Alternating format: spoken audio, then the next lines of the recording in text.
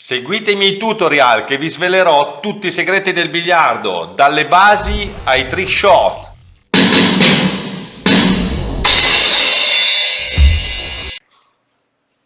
Ciao a tutti appassionati e appassionate di biliardo, oggi vi voglio parlare della prova biliardo.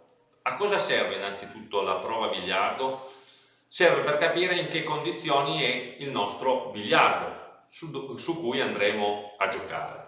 Bisogna valutare due aspetti. Uno, l'aspetto climatico della giornata, perché con l'aspetto climatico cambia l'umidità. Cambiando l'umidità, il biliardo, il tavolo cambia, le risposte delle biglie sono differenti. Quando si esegue dei tiri, se c'è una giornata umida, il tiro è più faticoso farlo chiudere, un retrò non ti riesce magari di 1 metro, ma ti riesce di 30 centimetri. Allora bisogna capire questo perché serve per sapere come giocare. Quando c'è parecchia umidità come oggi, che piove, il biliardo risponde male. Poi, durante una partita, quando magari arriva della gente in sala, il respiro delle persone cambia l'umidità del tavolo, dunque varia anche durante la giornata. Magari si attaccano un condizionatore, si aprono una finestra, l'umidità cambia. Cambiando l'umidità e la temperatura nell'aria bisogna adattare il gioco a quella situazione, cioè non dare per scontato. Dunque tenete presente quello. Io un sistema che uso prima di andare a giocare, a volte quando mi capita, guardo l'umidità, per dire oggi l'umidità su questo aggeggino qua da 15 euro è un 65, è altissima. Dunque non c'è una buona condizione per potersi divertire. L'umidità ideale per giocare bene deve essere dal 35 al 45, ok? Specie sui biliardi da americana che non sono riscaldati, mentre i biliardi da italiana goriziana sono riscaldati e già migliora la situazione. Allora, abbiamo parlato dell'umidità e di tenere presente il variare di questa situazione climatica sul tavolo. Funziona esattamente come negli altri sport, come su un campo da calcio che magari piove, magari c'è l'erba più alta, magari c'è la terra, magari un campo in cemento, come un campo da tennis. In base a dove vai a giocare, te ti adatti. Purtroppo bisogna adattarsi ed è molto difficile adattarsi a queste condizioni qua, però bisogna cercare di fare del proprio meglio per riuscire a stare sul tavolo e limitare i danni con il proprio avversario. Se non ci si adatta si fa fatica. Allora, la prima situazione è quella: valutate la condizione climatica, temperatura e variazione, ok? Seconda condizione, valutate il tavolo. Sembrano tutti uguali i tavoli, ma non lo sono, perché uno dice un biliardo, sono tutti uguali. No, non lo sono. È come un campo da tennis. Sono tutti uguali i campi da tennis? No. C'è i campi in sintetico, ci sono i campi in erba come Wimbledon, ci sono i campi in cemento, in terra come Monte Carlo, e ogni campo è sempre un campo da tennis, ma varia la superficie. Qua è esattamente la stessa cosa. Un panno più nuovo reagisce in una maniera, un panno più usurato reagisce in un'altra. Un panno più pulito, un panno meno pulito, che è stato magari lavato, pulito la sera prima per la partita, per il torneo, ok? Le sponde variano, ci può essere una buca che magari passano 2 palle, nell'altra invece magari è leggermente più stretta, dovete tenere presente anche quella. Io, per dire, quando mi hanno montato il tavolo, questa buca qua me l'hanno lasciata leggermente più larga, non tanto, 2 mm però, cambia. Allora, valutate tutte queste condizioni, valutate le condizioni e il variare delle condizioni, che è molto importante.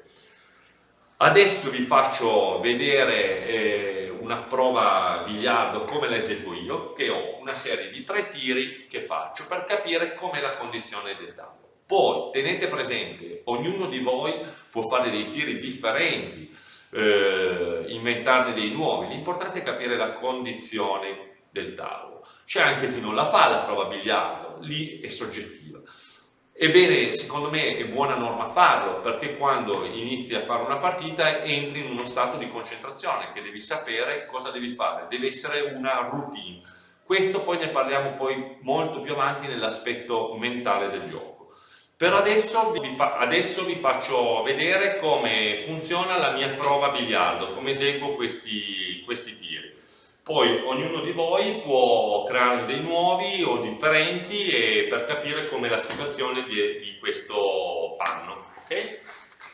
Allora, la prima biglia che provo la posiziono sull'incrocio del primo diamante sponda corta, secondo diamante sponda lunga. Ok? Lì. La biglia battente, oggi la posiziono qua, molto vicino alla biglia, però di solito si posiziona dalla parte opposta, a distanza, vedete, di una stecca sull'altro incrocio, però è inutile farlo perché c'è tantissima umidità e non funziona il tiro. Proviamo così però per capire. Vedete? Non torna indietro, non è un buon retro, avrebbe dovuto almeno venire qua. Adesso proviamo il secondo tiro. Dunque noi sappiamo che non c'è scorrevolezza sul panno. Proviamo il secondo tiro con un tiro di acchito.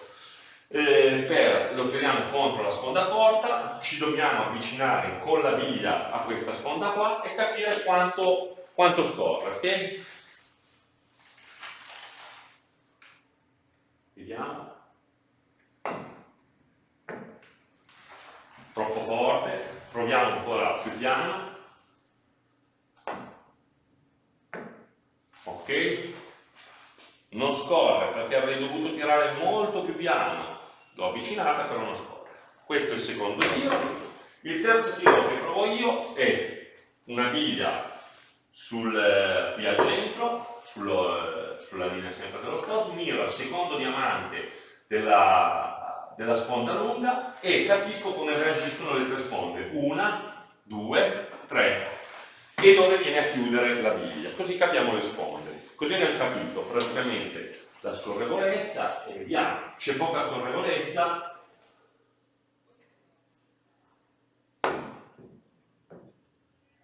e infatti me lo conferma che il tiro fatica ad arrivare. Ok, dunque cosa abbiamo capito? È confermato da questo che c'è poca scorrevolezza sul panno, non si può eseguire dei tiri complicati, dei tiri forzati. Dunque, se uno inizia a giocare una partita contro un avversario, deve giocare semplice, stare abbottonato sul chi va là e non forzare assolutamente i tiri. Se poi la condizione migliora, allora lì si può spingere di più, perché poi su certi tiri, quando il panno è come questo, noi sappiamo benissimo che non chiude, cioè per farla chiudere sappiamo che chiude meno. Se io la miro qua di solito, mi posiziono per mandarla lì, dovrò posizionarmi per mandarla un po' più in qua, se no non chiude. Però io lo so, vedete che mi sono spostato leggermente, ok? Allora, per oggi vi ho detto tutto. La prova biliardo è stata affrontata, adesso la prossima volta parleremo della posizione di tiro del corpo, come posizionarsi nel prossimo video. Vi ringrazio di avermi guardato, vi aspetto sul mio canale Davide Grandi 017, venite come al solito a guardarmi. E se trovate qualcosa di utile ne sono ben contento. Al prossimo video e ciao a tutti, buon biliardo, ciao ciao ragazzi, ciao e ragazze.